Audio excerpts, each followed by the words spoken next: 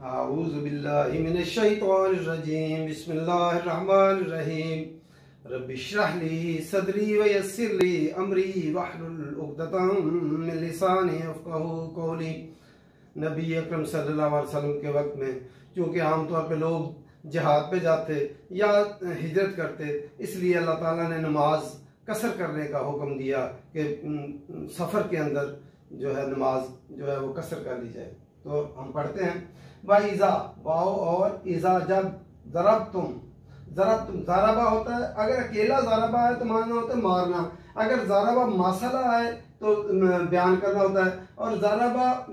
फिर अर्ज़ है तो होता है ज़मीन, इसका मतलब ये होता है पाँव मारते हुए ज़मीन में चलता है, इसलिए सफ़र करना। वाइज़ा ज़रब तुम फिल अर्ज़, सफ़र पर जाओ तुम, चूँकि उस वक़्त जिहाद का सिर्फ सफ़र होता था या हिजरत का, तो आम सफ़र के लिए भी नबी अकरम सल्लल्लाहु अलैहि वसल्लम से हुक्म है और जिहाद के लिए भी जब निकलो तुम फिर अर्ज़ ज़मीन में, फलैसा पस नहीं है, लैसा हर्फ नफ़ी है अरबी में और फेल नाक़िस कहलाता है। अलैकुम तुम पर, जुनाहुन कोई गुनाह नहीं, हमारे उर्दू में गुनाह होता है और चूँकि अरबी में गाफ नहीं है इसलिए अरबी में जुनाह होता है, कोई गुनाह नहीं। अन ये कि तकसुरु लफ्ज़ काफ स्वाला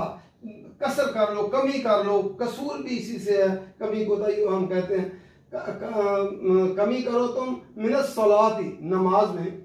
इन खिफ्तुम अगर खौफ हो तुमको, खिफ्तुम खावाफा खौफ हो तुमको, डर हो तुमको, अन ये के यफ्तिनकुमुल्लज़ीना कि फितना में डालेंगे तुमको, यफ्तिना लफ्ज़ फातानून है, फितना में डालेंगे तुमको, सताएंगे तुमको, ईज़ा देंगे तुमको,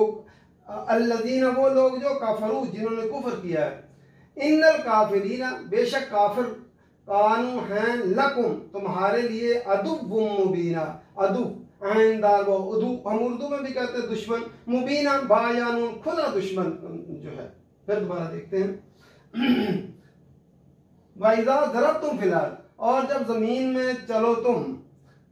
फलैसा अलैकुम पस नहीं है तुम पर, जुनाहुन कोई गुनाह, अन तकसुरू मिनस सलात के नमाज में तुम कमी कर लो। यहाँ चूँकि आगे शर्त जो है दुश्मन की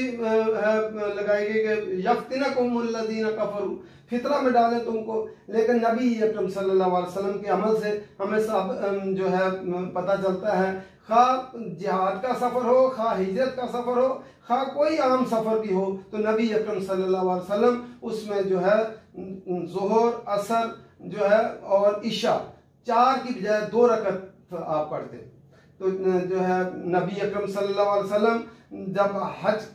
हज्जतुल वदा के लिए जो है मक्का तशरीफ़ ले गए, आप वहाँ पे 19 दिन आपने क़याम किया, आपने वहाँ पे नमाज कसर पढ़ी, 2-2 रकत ही पढ़ी। इसमें जो है इख्तलाफ है कि कितने फासले से जो है कसर शुरू होती है। तो जो है नबी अकरम सल्लल्लाहु अलैहि वसल्लम उस वक्त चूँकि ऊँट और घोड़ों का सफ़र होता, पैदल सफ़र होते थे, अब चूँकि गाड़ियाँ आ गई हैं तो इसलिए जो है नबी अकरम सल्लल्लाहु अलैहि वसल्लम जब मदीना से चले तो जुल्हलैफा वहाँ पे जाकर आपने 2 रकत नमाज अदा की। तो जो है वो हालांकि 6 मील के फासले पे है, तो जो है इसलिए सफ़र के मुख्तलिफ जो है हमारे इमाम उनके नज़दीक भी जो है मुख्तलिफ सफ़र का, किसी ने 48 मील कहा, किसी ने 54 मील कहा, लेकिन एक शहर से निकल कर दूसरे शहर में जाए, अगर एक शहर के अंदर ही फासला जितना भी हो तो उसमें कसर नहीं कर सकते। फिर कितने दिन ठहरे ये भी मुख्तलिफ है, बाज़ के नज़दीक जो है इमाम अहमद और इमाम शाफी के नज़दीक 4 दिन, अगर वो कहीं 4 दिन के लिए जाए तो वहाँ पे ठहर रहा हो तो फिर जो है नमाज कसर है। इमाम अबू हनीफा के नज़दीक 15 दिन, कोई रहने का कोई बाहर क़याम करे जाए और 15 दिन से कम का सफ़र हो तो वो जो है वो वहाँ पे कसर करे, अगर 15 दिन से ज़्यादा का वो इरादा हो तो पूरी नमाज पढ़े। और जो है लेकिन नबी अकरम सल्लल्लाहु अलैहि वसल्लम ने आप हज्जतुल वदा के मौका पर आप 19 दिन रहे और 19 दिन आपने कसर पढ़ी। तो ये जो है ये फ़िक़्ह की किताबों में देखा जा सकता है कितना, लेकिन जब ज़मीन में तुम सफ़र करो तो नमाज में कमी करो, और ये भी ज़ोहर असर और इशा में है, मगरिब और फजर में जो है कमी नहीं है। फिर लोगों के नज़दीक नफल और सुन्नतों का मामला है, तो जब फ़र्ज में कमी कर दी गई तो जो है बाज़ लोगों के नज़दीक सुनते पढ़नी चाहिए और बाज़ के नज़दीक नहीं पढ़नी चाहिए। ये जो भी तरीका कोई इख्तियार कर ले वो ठीक है, लेकिन फजर की सुन्नतें आप अदा करते और इसी तरह जो है इशा के वितर जो है वो भी अदा करते। तो अल्लाह ताला ने इजाज़त दी है। कुछ लोग उसको समझते हैं कि नमाज कसर करना जो है दिल के अंदर वो जो है एक महसूस करते हैं कि ये ठीक नहीं, लेकिन अल्लाह ताला के नबी सल्लल्लाहु अलैहि वसल्लम से जो है हज़रत उमर से भी लोगों ने पूछा, अब्दुल्ला बिन उमर ने भी पूछा कि जो है, और अबू याला ने भी पूछा। नबी अकरम सल्लल्लाहु अलैहि वसल्लम के अमल से उन्होंने कहा कि खा हालत अमन में होते खा सफ़र में होते तो नबी अकरम सल्लल्लाहु अलैहि वसल्लम नमाज में कसर करते। तो वाइज़ा दरब तुम फिर, और जब ज़मीन में सफ़र करो तुम फलईसा बस नहीं है अलैकुम तुम पर जुनाह कोई गुनाह अन तकसुरू मिन अस्सलात के नमाज में तुम कमी कर लो। इन खिफ्तुम अगर तुम्हें खौफ हो यफ्तिनकुमुल्लज़ीना कफरू के फितना में डालेंगे सताएंगे तुमको, क्योंकि कुफार का हर वक्त उस वक्त जो सफ़र ही या जिहाद के लिए होता या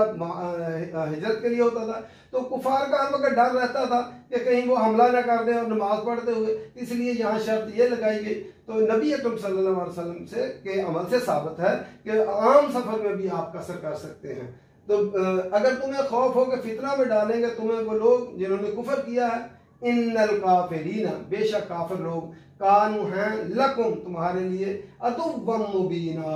जो है खुले दुश्मन हैं तुम्हारे काफिर। इसलिए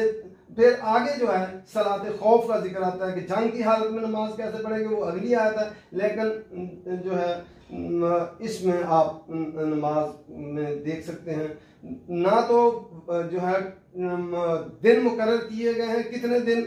और ना ही फासला कितना मुकर्रर किया गया है, और ये इसलिए इसमें इख्तलाफ वाक़ हुए। जो जिस पर भी अमल करना चाहे वो ठीक है, लेकिन जो हज़रत उमर रज़ी अल्लाह ताला अन्हु से जब पूछा तो उन्होंने कहा ये सदका है, अल्लाह ताला ने जो है इजाज़त दी है सदका, तो सदका को कबूल करना चाहिए, इस रुखसत को कबूल, अल्लाह ताला की तरफ से तोहफा है कि नमाज में कमी करो, तो नमाज में जो है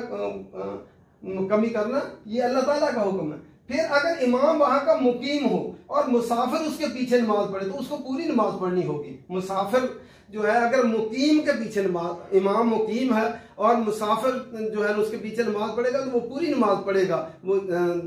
अगर मुसाफिर इमाम हो और मुकीम जो है उसके पीछे नमाज पढ़े तो मुसाफिर जो है दो फर्ज पढ़ा के वो जो है वो फिर बता देगा कि मैं मुसाफिर हूँ, अपनी नमाज पूरी कर लूँ। इस तरह अल्लाह ताला ने रुखसत दी है नमाज के अंदर जो है सफ़र के अंदर, और जिहाद के सफ़र और हिजरत के सफ़र के और आम सफ़र में आप नमाज कसर कर सकते हैं। अल्लाह ताला को हम ये समझ कर पढ़ने की तौफीक दे, अमल करने की तौफीक दे। व मा अलैना इल्लल बलाग।